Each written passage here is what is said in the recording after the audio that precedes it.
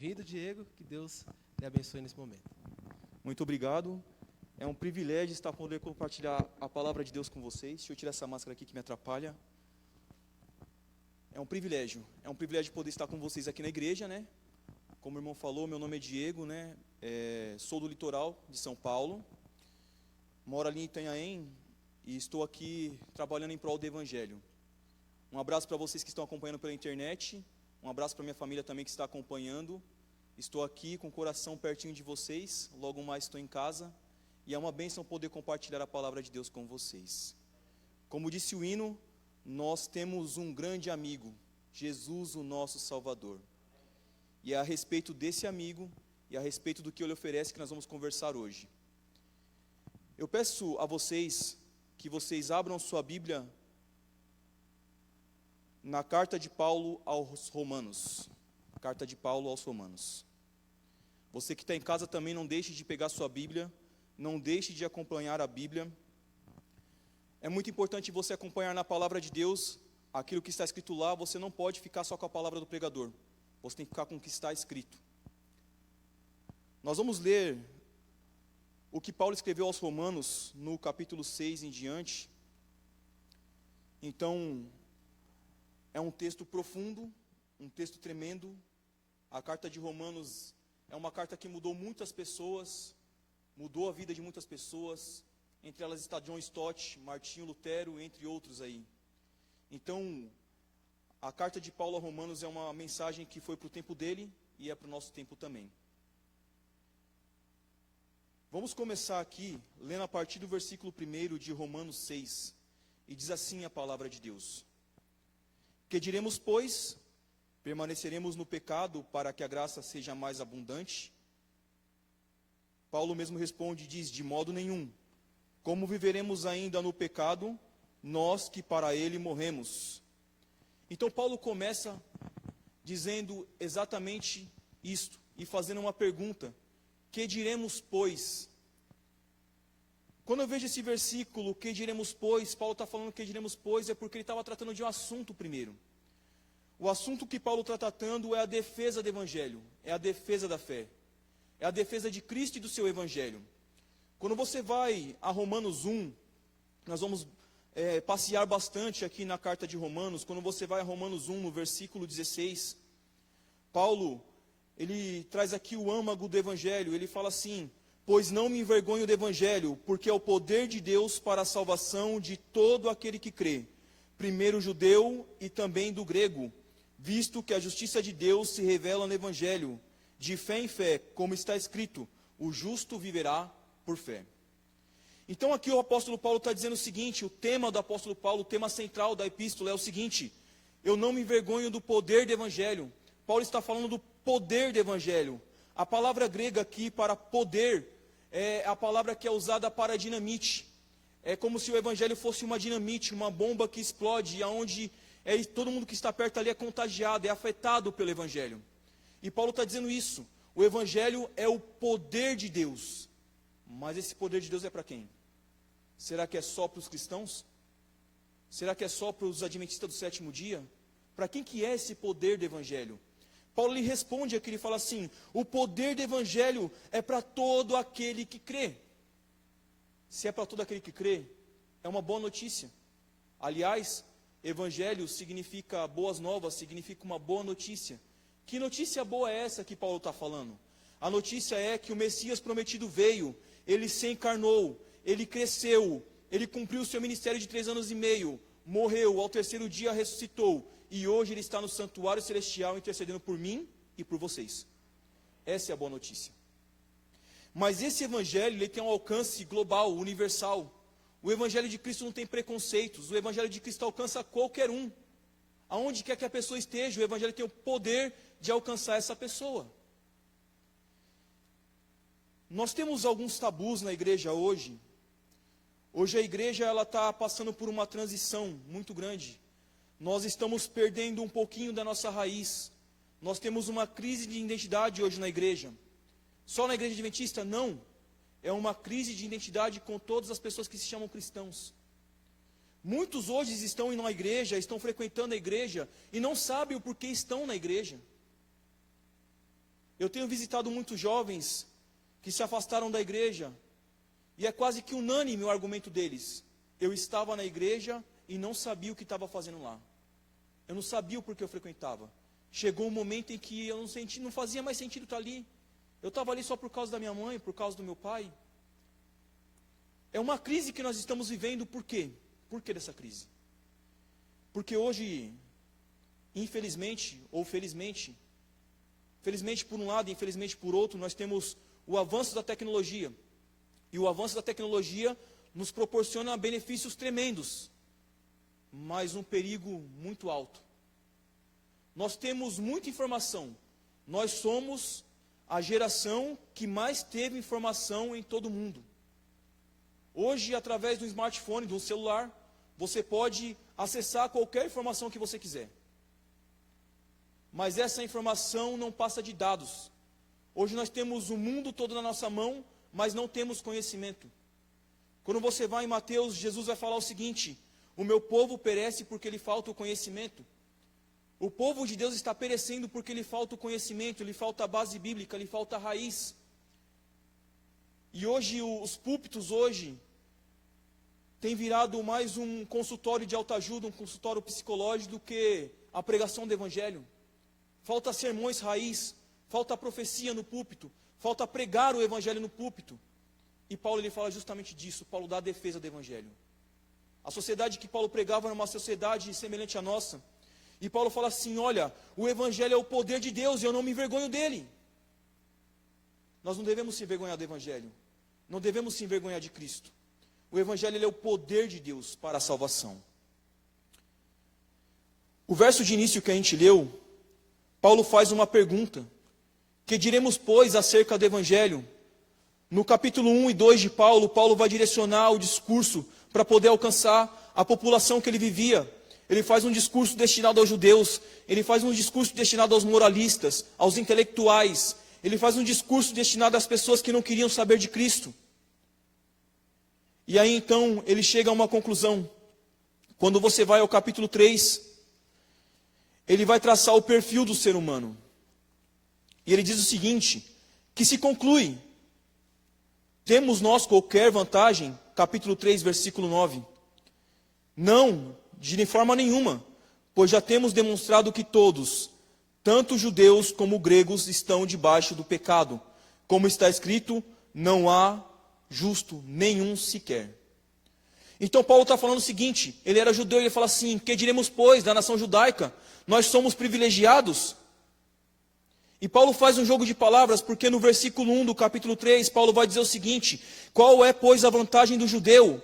Ou qual a utilidade da circuncisão? Ele vai falar assim: muita, sobre todos os aspectos, principalmente porque aos judeus foi confiado os profetas de Deus. Então Paulo ele faz um jogo de palavras, ele está falando assim: é importante você ser judeu, isso para a época dele, trazendo para a nossa época, é importante você ser cristão. Aí Paulo vai falar assim: claro que é muito importante, porque a vocês foi confiada a palavra de Deus através dos profetas. Só que esse privilégio não te exclui da sua condição. Às vezes a gente olha para as pessoas lá fora e vê as pessoas menosprezando as pessoas. Às vezes a gente olha as pessoas lá fora e vê as pessoas como se fossem perdidas, como se estivessem perdidas e como se nós tivéssemos a salvação. A verdade é que se nós não tomarmos cuidado, nós se tornamos exclusivistas. E aqui vem um recado para o pessoal da internet. Muitos dizem por aí que a igreja adventista ela é exclusivista, que só há salvação na igreja adventista. Isso é uma mentira que a igreja adventista nunca pregou. Nós acreditamos que existe salvação dentro da igreja adventista e fora da igreja adventista. E perdição dentro da igreja adventista e fora da igreja adventista. Porque não importa onde você está. Você pode estar dentro da igreja e pode estar perdido. O que nós devemos se perguntar é: eu dentro da igreja estou salvo ou perdido? Mas aqui Paulo está falando para os judeus, ele fala assim: olha, vocês se acham exclusivistas e que só há salvação através da circuncisão, mas isso não é verdade. A verdade é que a salvação ela alcança a todos, independente de credo, raça, cor, etnia, posição social, posição financeira, não importa.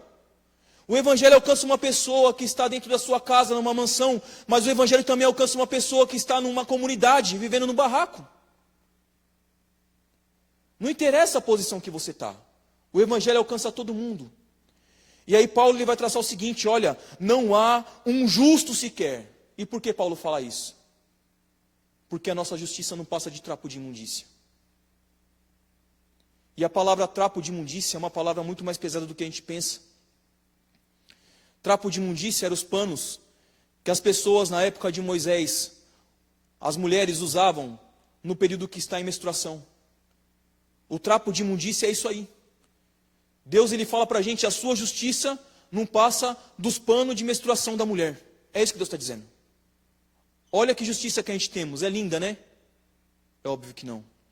Então Paulo ele fala assim, não há nenhum justo sequer, não há quem entenda, não há quem busque a Deus. Todos se extraviaram e a uma se fizeram inúteis. Não há quem faça o bem, não há um sequer. Esse é o perfil moral nosso.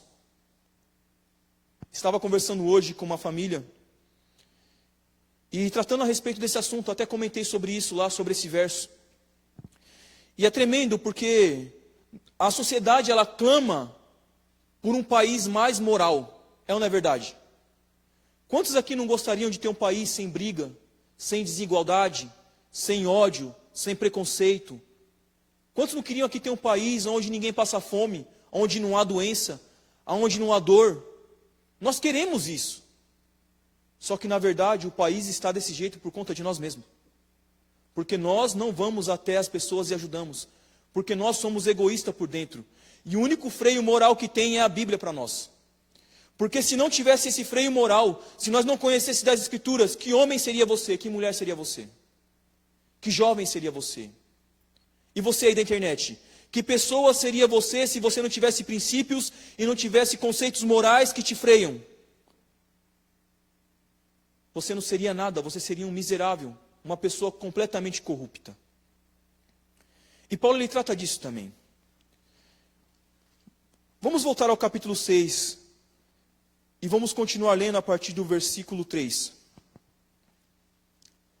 Olha só o que Paulo fala. Ou porventura ignorais que todos nós que fomos batizados em Cristo Jesus, fomos batizados na sua morte? Fomos, pois, sepultados com ele na morte pelo batismo, para que, como Cristo ressuscitado dentre os mortos pela glória do Pai, assim também andemos nós em novidade de vida. Então o que Paulo está falando aqui? Que a pessoa que vem para a igreja e é batizada, ela tem que andar em novidade de vida.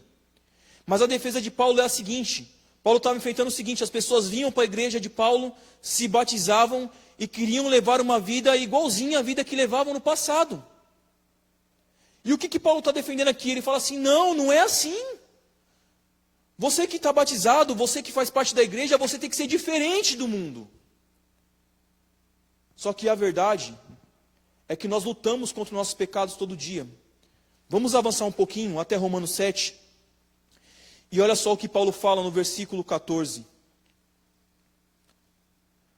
Porque bem sabemos que a lei é espiritual.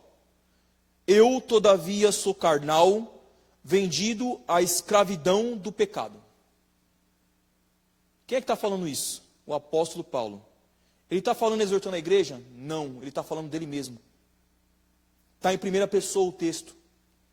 Ele fala, eu todavia sou carnal, vendido à escravidão do pecado.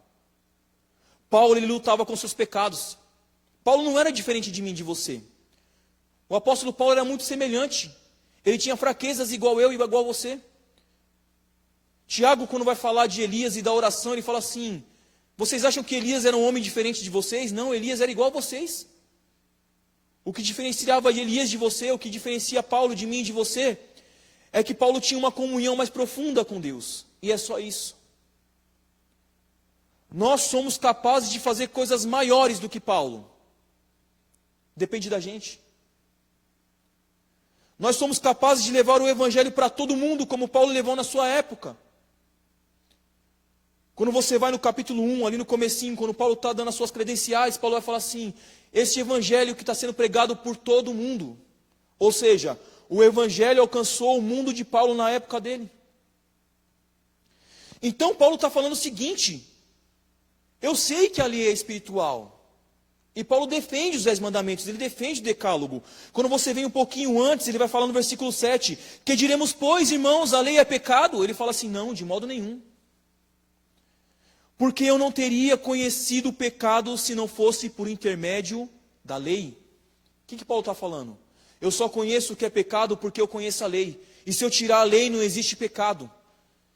Então, se você não crê que a lei está em vigor, se você não crê que a lei ela está vigorando, ela está válida, está sendo válida ainda, se você não crê que os 10 mandamentos ainda estão válidos, então você crê que não tem mais pecado.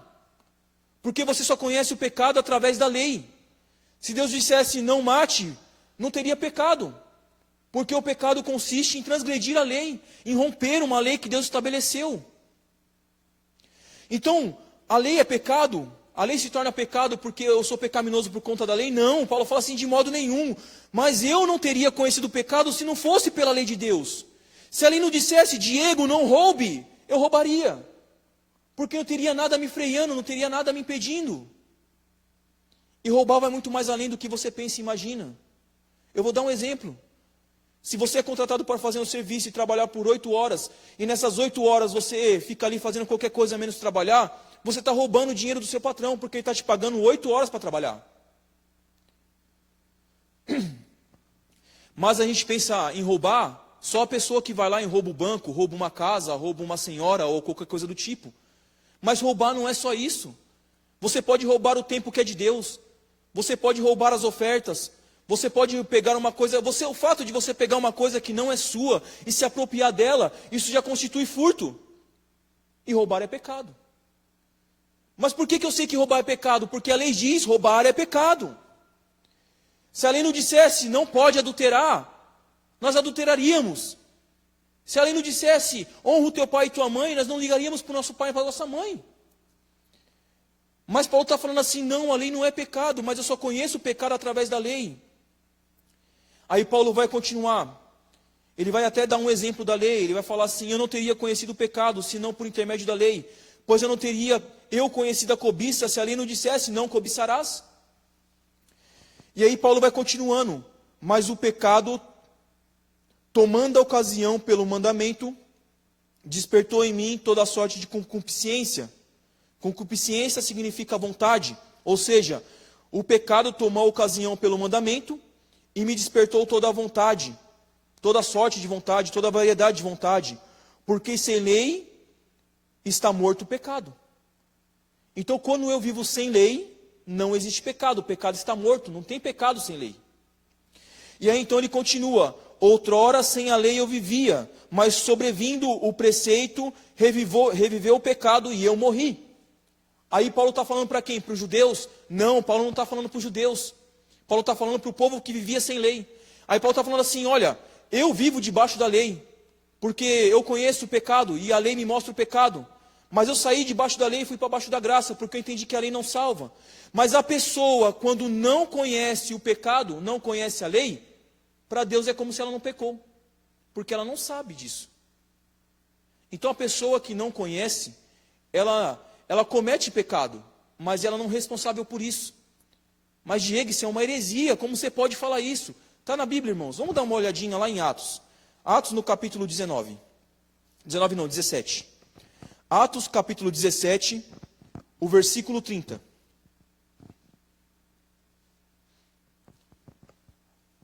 Atos 17, versículo 30. Diz assim: ora, Deus não levou em conta os tempos da ignorância. Agora, porém, notifica aos homens que em toda parte se arrependam. Esse discurso foi depois do quê? Foi o discurso depois de Paulo em Atenas. Paulo fez um discurso em Atenas e no final do seu discurso ele falou assim: Deus não leva em conta o tempo que vocês não sabiam. Então as pessoas não vão ser julgadas por aquilo que ela não conhece. Porque Deus seria um tirano se Ele cobrasse você de alguma coisa que você não conhece. Como é que Deus vai pedir para você guardar o sábado se você não sabe o que é? Como é que Deus vai pedir para você honrar o teu pai e sua mãe se você não entende isso? Será que é possível uma pessoa conhecer de Deus sem a lei, sem os mandamentos, sem a Bíblia? Sim, é possível. Voltemos a Romanos. Romanos no capítulo 1. Olha só o que diz o versículo 18. A ira de Deus se revela do céu contra toda impiedade e perversão dos homens, que detêm a verdade pela injustiça.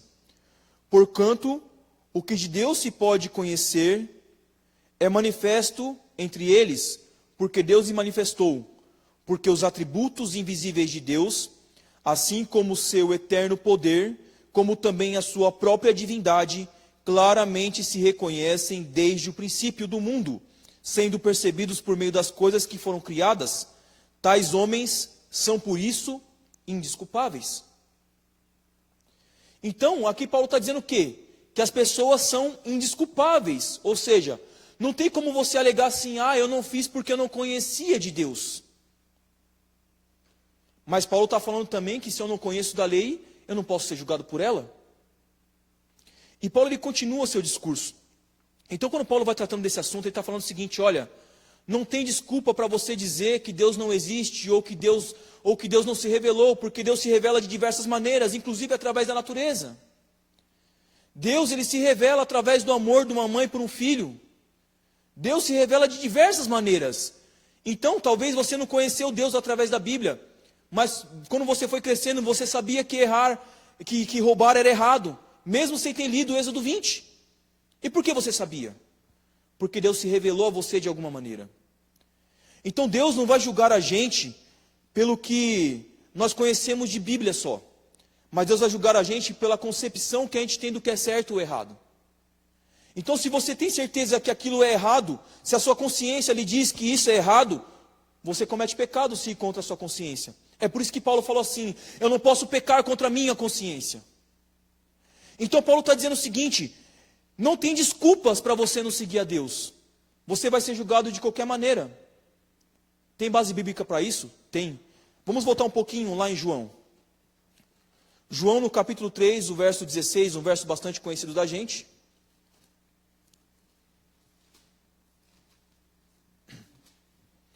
Evangelho de João, no capítulo 3, o verso 16, o verso clássico do Evangelho, onde João vai tratar a respeito da missão de Jesus. E no versículo 16, é um versículo que provavelmente vocês que estão aqui na igreja já escutaram muitas vezes, e você da internet certamente viu esse versículo em algum lugar. Diz assim: porque Deus amou o mundo de tal maneira, que deu seu Filho unigênito para todo aquele que nele crê não pereça, mas tenha vida eterna. Isso é um versículo bastante conhecido. Só que costumeiramente nós só lemos a primeira parte. E olha o que vem depois. Porquanto Deus enviou o seu Filho ao mundo, não para que julgasse o mundo, mas para que o mundo fosse salvo por ele. Então Deus não enviou Jesus para julgar o mundo. Então Jesus não veio para julgar você. E se Jesus não veio para julgar você, quem sou eu para julgar você? Então nós temos que ter muito cuidado quando apontamos o dedo para a pessoa e julgamos a pessoa. Por quê? Porque quando eu julgo a pessoa, eu estou assumindo um papel que nem Cristo assumiu quando veio a essa terra. E Ele é Cristo. Então não cabe a mim julgar se a pessoa está salva ou perdida. Não cabe a mim julgar se a pessoa está fazendo certo ou errado. Eu tenho que cuidar da minha vida, porque Deus me deu uma vida, e eu tenho que cuidar da minha vida que Deus me deu. E tem muitas pessoas por aí que se preocupam em cuidar da vida dos outros. Se cuidam tanto da vida dos outros que a vida dela está uma bagunça. Então toma cuidado. Quando você cuida muito da vida dos outros, a sua vida fica descuidada. É por isso que Jesus falou: se você quer tirar o cisco do olho do seu irmão, primeiro tira o tronco que está no seu olho. Então nós temos que tomar cuidado com isso. Mas o que eu quero trazer desse verso, foi só para pincelar isso, é o versículo 18, que diz assim: quem nele crê, não é julgado. Quem crê em Jesus, não é julgado. E quem não crê, está julgado, porquanto não crê no unigênito Filho de Deus. Então as pessoas que não creem em Jesus, elas já estão julgadas perante Cristo. Por que elas já estão julgadas? Agora nós podemos voltar para Romanos, e nós vamos ver Romanos 6, verso 23. Um versículo também bastante conhecido.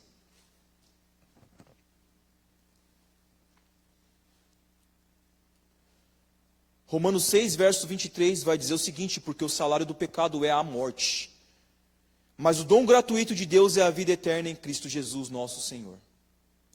O salário do pecado é a morte. Quantos já pecaram aqui? Levanta a mão. Eu já pequei também. Quantos aí na internet já pecaram? Levanta a mão. Com certeza você levantou a mão. Por quê? Porque todos nós pecamos. Então eu mereci o quê? A morte. Você merecia o quê? A morte. E você aí da internet merecia o quê? A morte. Mas por que você está vivo? Porque Jesus está te dando vida. Então o que Paulo está falando é o seguinte, que as pessoas mereceriam a morte, elas já estavam julgadas. Então por isso que nós pregamos o Evangelho, para que você possa ser salvo pelo Evangelho de Cristo. E a aceitação do Evangelho é a seguinte, o que o Evangelho quer que você faça? Que você só aceite. Mas irmão, a pessoa não tem que mudar de vida para vir para a igreja? Não, não precisa. Ela não precisa mudar de vida para vir para a igreja. E é por isso que muitas pessoas não vêm para a igreja. Quantas e quantas pessoas eu já convidei para vir para a igreja que falam assim, irmão, não vou para a igreja não, porque eu não uso saia. Eu nem tenho saia para usar, irmão, eu não vou para a igreja não. Irmão, eu não vou para a igreja não porque eu uso brinco. Irmão, eu não vou para a igreja não porque minha vida está errada. Porque eu transgrido o mandamento, eu trabalho no sábado. Irmão, eu não vou para a igreja porque eu bebo. Irmão, eu não vou para a igreja porque eu uso drogas. Irmão, eu não vou para a igreja por isso e por aquilo, e por aquilo, e por aquilo outro. Mas se as portas da igreja não tá abertas para esse tipo de pessoa, para que a porta da igreja está aberta então? Para que as portas da nossa igreja estão abertas se não é para aceitar o pecador? A igreja tem que estar aberta para receber todo tipo de pessoa. Isso não significa que a pessoa tem que permanecer do jeito que está. Jesus ele fala assim, vinde a mim todos que estás cansados e sobrecarregados, que eu vos aliviarei. Tomai o meu jugo. Mas ele fala assim, aprendei de mim. Então a pessoa tem que vir para a igreja do jeito que ela está. Usando brinco, de calça, com tatuagem, com piercing, drogado, alcoólatra, todo tipo de pessoa. A igreja é aberta para isso. Só que nós temos que ter cuidado com nós mesmos, para nós não apontar o erro desses irmãos e criticá-los e acusá-los e condená-los.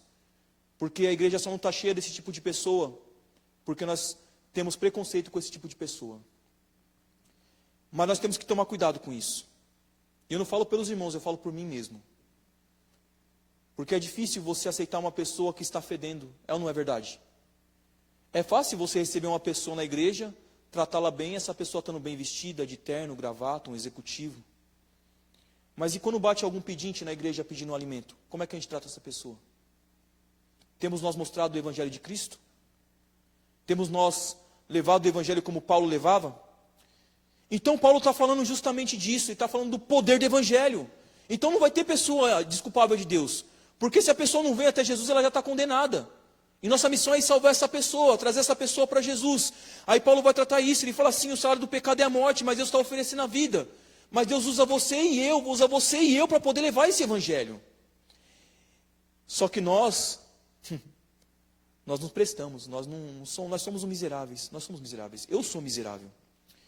Então Paulo no capítulo 7 de Romanos, está bem pertinho aí do capítulo 6, ele vai falar assim, a lei tomou ocasião do pecado, porque quando eu vivia sem lei, não tinha pecado, mas quando eu conheci a lei, eu conheci o pecado. E essas pessoas quando vêm para a igreja, elas tomam o conhecimento da lei de Deus, elas tomam os conhecimentos dos ensinos de Jesus, e daí então ela percebe o quão pecadora ela é. E daí então ela percebe que é pecadora. E aí Paulo vai falar aqui embaixo, porque o pecado prevalecendo-se do mandamento, pelo mesmo mandamento me enganou e me matou. Ou seja, o pecado, ele tem sabor, ele tem gosto, ele dá prazer, mas esse pecado que dá prazer não fala para você que você está indo contra Deus. Ou você acha que as pessoas que estão no mundo, que não conhecem a Deus, fazem porque elas sabem que Deus reprova isso e tudo mais? Não, elas não conhecem o que você conhece. Elas não conhecem o que eu conheço. Mas aí Paulo fala o seguinte, o pecado ele se apropria da lei. Ele se apropria da lei. Como dessa maneira? Como é que o pecado se apropria da lei, Diego? O pecado se apropria da lei da seguinte maneira. Ele vem, toma os seus pensamentos, aí você olha para o pecado, você namora o pecado, aí você cobiça o pecado, e aí você deixa os seus sentidos tomarem conta da sua mente, e quando você vê, você já está pecando. É assim com todo pecado. O pecado não dura mais que 5 minutos, a tentação não dura mais que 5 minutos. Se você resistir por 5 minutos em oração, você é livre daquele pecado. A pessoa que está traindo, ela está numa luta tão grande com Deus ali, que ela não sabe o que está fazendo. A pessoa que está bebendo, ela está numa luta tão grande com Deus, porque antes dela beber, ela sabe que aquilo vai fazer mal para ela. Mas por que ela bebe? Porque ela não tem força em si mesma. E ela é rendida à escravidão do pecado. E aí então Paulo vai falar assim, acaso se tornou... Aí ele vai falar no versículo 12, por sequinte, a lei é santa, o mandamento é santo, é justo e é bom. Ele fala assim, a lei de Deus é santa, é justa, é boa. Mas espera aí, Paulo, a lei vai me condenar, como é que ela é boa? Porque Paulo também escreve em Gálatas que o fim da lei é Cristo, ou seja, a finalidade da lei é Cristo. Porque quando você vai para a lei, é como se você olhasse o retrato de Cristo, o caráter de Cristo. Aí você olha para Cristo e você fala assim, mas Cristo é perfeito, eu sou pecador. Eu não mereço esse Jesus. Aí você olha para a lei é como um espelho, ela vai te mostrar seus defeitos. E você fala assim, mas eu sou pecador. Eu mato. Eu coloco outras coisas acima do meu Deus. Irmãos, quantos bancos estão vazios aqui? Quando a pessoa não vem para a igreja, em outras palavras, ela está deixando outras coisas acima de Deus, porque aqui é o lugar de se comungar com Deus. É o lugar de vir buscar a palavra de Deus. Aqueles que estão na internet, eles estão na internet, mas os que não estão na internet, não estão na igreja, estão aonde? Estão se alimentando do que agora?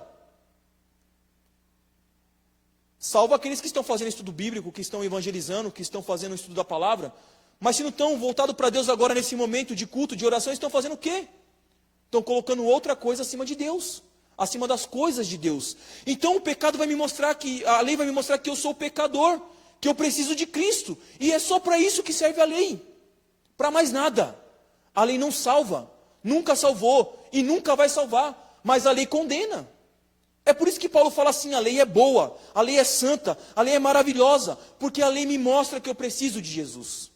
Porque se eu não conhecesse a lei, eu não saberia da minha situação, e se eu não souber da minha situação, eu não vou até Jesus, e se eu não for até Jesus, eu não sou salvo. E Paulo está argumentando isso no capítulo 7. E aí Paulo continua, acaso o bom se tornou em morte? Ou seja, então quer dizer que a lei que é boa tornou em morte para mim? Aí ele vai continuar falando assim, de modo nenhum. Pelo contrário, o pecado para se revelar-se como pecado, por meio de uma coisa boa, causou-me a morte, a fim de que pelo mandamento se mostrasse sobremaneira maligno. Ou seja, quando eu vou para o mandamento me fala que eu sou pecador, mas o mandamento diz assim, eu não posso te salvar. Então, irmãos evangélicos, com todo respeito a vocês que assistirem pela internet, a lei, ela é santa, justa e boa. A lei é santa, o mandamento é santo, justo e bom. Paulo escreveu isso. Paulo escreveu que o mandamento ele é bom, não porque ele salva, mas porque ele mostra o meu pecado. Então eu preciso da lei em vigor, porque se eu tirar a lei que está em vigor e falar assim, a lei foi abolida, eu aboli o pecado junto com a lei e não preciso de lei. Eu preciso da lei. Porque sem a lei, eu vou continuar sendo pecador. Por quê? Porque a lei vai tirar o meu pecado? Não, porque a lei me mostra que eu preciso de Cristo. E aí Paulo entra num contraste, ele vai aqui traçar a luta que todo ser humano passa. Ele fala assim, porque bem sabemos que a lei é espiritual, eu todavia sou carnal, vendido à escravidão do pecado. Aí Paulo fala assim, quando eu vou e olho os 10 mandamentos, quando eu vou e olho a lei, quando eu vou olhar o que Cristo manda, o que Cristo fala para me fazer, eu vejo que eu não sou capaz de fazer isso. Porque essa lei ela é espiritual, eu sou carnal, não consigo guardar o sábado, não consigo honrar o meu pai e minha mãe, não consigo parar de mentir, eu não consigo parar de pecar. Aí Paulo vai falar o seguinte, porque eu nem mesmo compreendo o meu próprio modo de agir, pois não faço o que prefiro, e sim o que detesto. Mas ele mesmo complementa, ele vai explicando, ora, se eu faço o que eu não quero, ora, se faço o que eu não quero, consisto com a lei que é boa. Nesse caso, quem faz isso já não sou eu, mas o pecado que habita em mim. Então Paulo está falando o seguinte, quando eu faço alguma coisa errada, eu não faço porque eu quero, é porque tem uma tendência dentro de mim, que me impulsiona a pecar, que me impulsiona a errar. E eu preciso lutar contra essa tendência. E aí Paulo vai continuar, porque eu bem sei, isto é, na minha carne, versículo 18, não habita bem nenhum, pois o querer o bem em mim, pois o querer o bem está em mim, não porém efetuá-lo, pois não faço o que prefiro, mas o mal que eu não quero, esse eu faço. Mas se eu não faço o mal que quero, já não sou eu quem faz, e sim o pecado que habita em mim. Então, ao querer fazer o bem, encontro a lei de que o mal existe em mim. Porquanto no tocante ao homem interior, eu tenho prazer na lei de Deus. Mas vejo nos meus membros outra lei guerreando contra a lei da minha mente, que me faz prisioneiro da lei do pecado que está nos meus membros. Desventurado homem que sou, ou seja, que enfim eu terei, que me livrará do corpo desta morte. Então Paulo está falando o seguinte: eu não consigo guardar a lei. Porque a minha mente quer guardar os mandamentos. A minha mente quer lutar contra isso. A minha mente quer lutar contra a mentira. A minha mente quer lutar contra a pornografia. A minha mente quer lutar contra o adultério. A minha mente quer lutar contra roubar, contra furtar, contra desejar o mal. E todos os pecados, a minha mente tem que lutar contra isso. O meu problema não é com adultério, e nem com pornografia, nem com nada disso. Mas eu luto contra o meu orgulho. Eu sou muito orgulhoso. Minha esposa que o diga, ela deve estar assistindo, minha esposa que o diga. Eu sou orgulhoso por demais. Eu sou turrão. Eu gosto de fazer as coisas do meu jeito. E ai de mim se não for Cristo. Mas aí eu tenho que lutar contra isso. Aí eu vou para Jesus e falo: Senhor, não posso fazer isso. Mas quando eu vou ver, minha esposa me repreendeu e eu fui orgulhoso, não atentei à repreensão dela. Ela fala assim: olha, Diego, não faz isso. Aí eu vou lá e falo: mas eu tenho razão. Ela fala assim: você não tem, e eu sou orgulhoso. Eu não quero dar o braço a torcer. Isso é o quê? É o orgulho. Esse é o meu mal. Vocês têm o seu mal. E cada um tem a sua tendência, o seu pecado. Mas Paulo fala assim: que fim eu vou ter? Eu sou desaventurado, ou seja, não sou bem-sucedido. O que eu vou fazer? Quem me livrará do corpo dessa morte? Porque se eu continuar fazendo isso, eu sei o meu fim, vai ser em morte. Mas Paulo, no versículo 25, ele fala para a gente, quem pode nos resolver o problema? Ele fala assim: graças a Deus, por Jesus Cristo, nosso Senhor, de maneira que eu, de mim mesmo, com a minha mente, sou escravo da lei de Deus, mas segundo a carne, da lei do pecado. O que Paulo está falando? Que você vai ter que lutar com o seu pecado até a volta de Jesus. Até a volta de Jesus. Porque somente na volta de Jesus nós vamos ter um corpo incorruptível. Então até a volta de Jesus eu vou ter que lutar contra o meu egoísmo, vocês contra os seus pecados. E até a volta de Jesus, mas graças a Deus que tem Jesus Cristo. Só que Paulo ele também trata um problema muito sério, que está lá naquele texto que a gente começou a ler. Ele fala assim: que diremos, pois, permaneceremos no pecado para que a graça seja superabundante, ou mais abundante? Romanos 6, verso 1. E é interessante que Paulo ele vai traçando aqui o simbolismo do batismo. Ele fala que batismo é morte para o pecado, ressurreição para Cristo, é novidade de vida. Paulo vai falar aqui que nós fomos crucificados com Ele, e o nosso velho homem foi crucificado com Ele, no versículo 6, para que o corpo do pecado seja destruído. Não sirvamos ao pecado como escravos. Aí no versículo 7, tem uma coisa importante, que você só adquire através do batismo, que diz assim: porquanto quem morreu está justificado do pecado. Aqui Paulo está falando que a morte aqui é a morte pelo batismo. O que Paulo está falando? Que quando a gente morre mediante o batismo para o pecado, nós somos justificados por Deus. É por isso que Jesus falou em Marcos, no capítulo 16, que aquele que crer e for batizado, este será salvo, e quem não crer está condenado.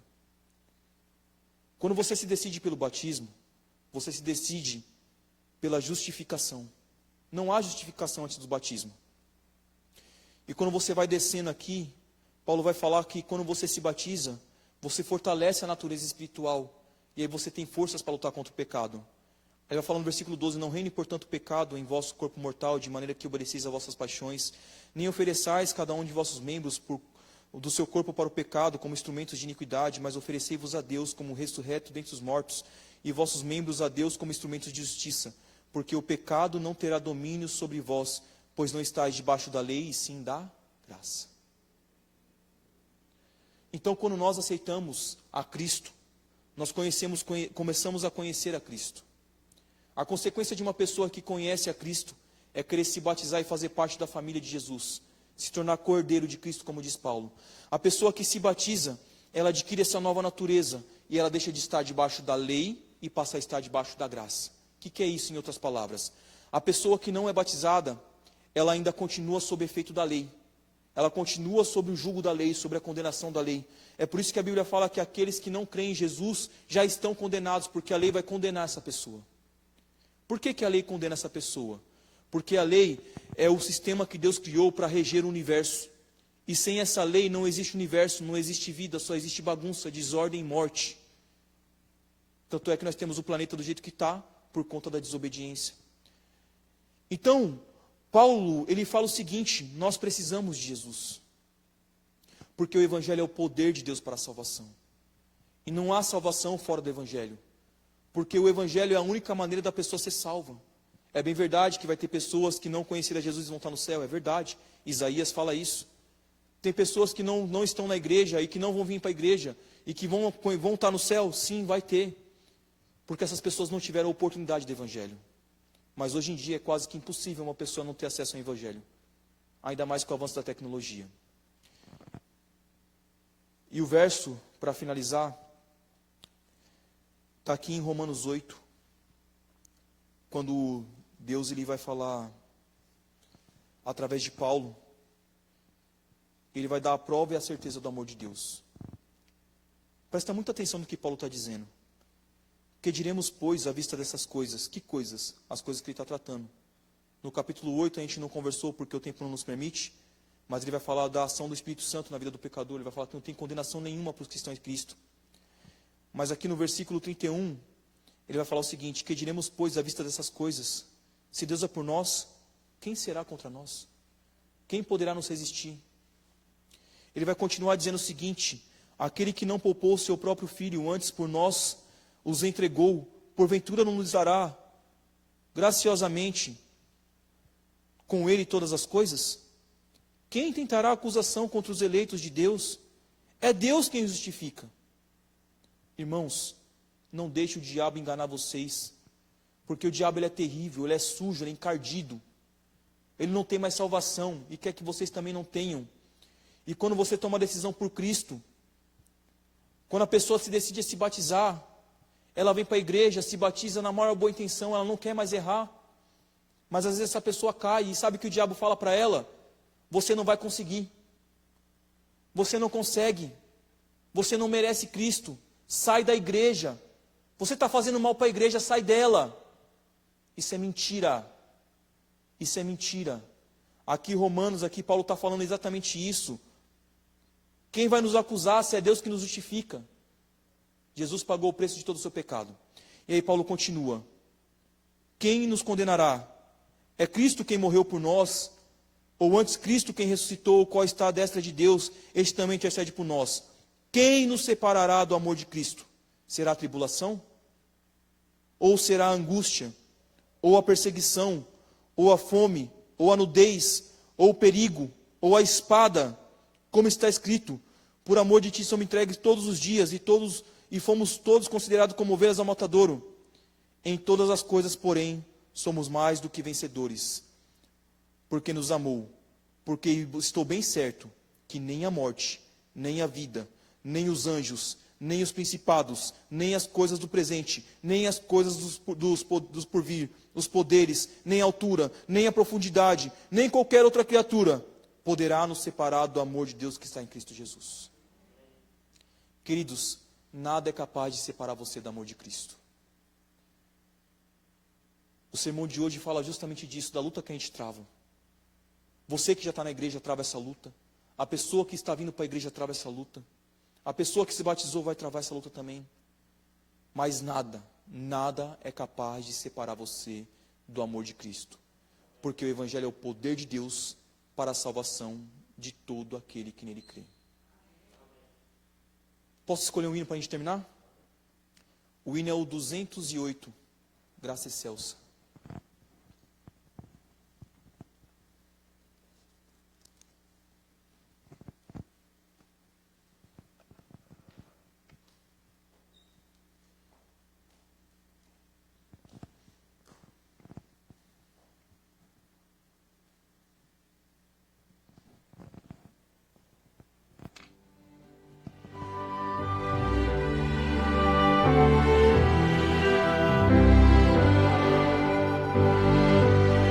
Você que está aí em casa, se puder se levante. Cante esse hino com a gente também. Vamos adorar a Deus, nós aqui e vocês aí.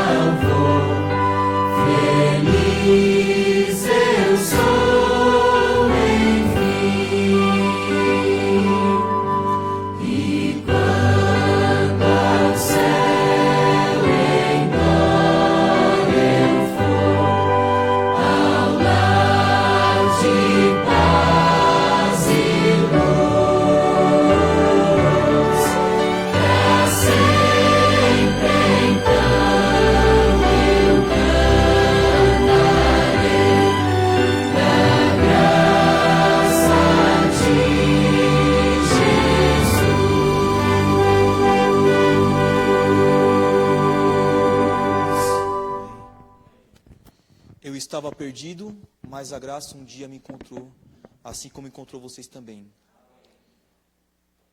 Acredito que todos aqui que estão na igreja são membros batizados, mas provavelmente esse sermão vai alcançar pessoas na internet. Se você ainda não entende muito da palavra de Deus, eu te faço um convite, estude a Bíblia conosco, deixe seu nome aí nos comentários da igreja, alguém vai entrar em contato com você, vai te dar um estudo bíblico. Se você já estudou a Bíblia ou está estudando e quer se batizar, quer escrever seu nome no livro da vida, ser justificado por Cristo, também deixe seu nome aí. Se você tem alguém que está afastado da igreja e também quer colocar o nome dessa pessoa aí no comentário, pode colocar. Se morar aqui perto da gente, a gente vai procurar essa pessoa. Dependendo da cidade, a gente entra em contato com os pastores da cidade para entrar em contato. Mas não deixe de vir para Jesus. Jesus está esperando você. Ele está de braços abertos, oferecendo a graça. Tenha uma excelente noite, um excelente final de noite, um excelente restante de semana. E que possamos estar aqui no próximo culto, louvando e adorando a Deus. Vamos orar? Querido e bom Deus, muito obrigado por tudo que o Senhor tem feito e realizado em nossa vida. Que o Senhor venha nos ajudar a poder aceitar a graça que só em Ti temos. Abençoe cada pessoa que está aqui, Senhor. Abençoe também cada pessoa que está em casa. As pessoas que ainda não assistiram esse vídeo, que um dia vão assistir, abençoe elas também.